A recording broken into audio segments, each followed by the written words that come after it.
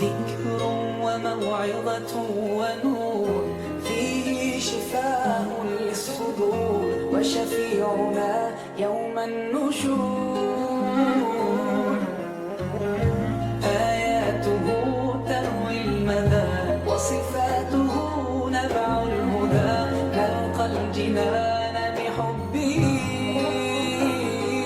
لن تستقيم حياتنا إلا به. هو القرآن والفرقان، إليه تنصت الأكوان، وفيه تعطر الآذان. والقرآن ضياء يملأ الآفاق، ونور يبعث الأشواق، وفيه محاسن الأخلاق. والقرآن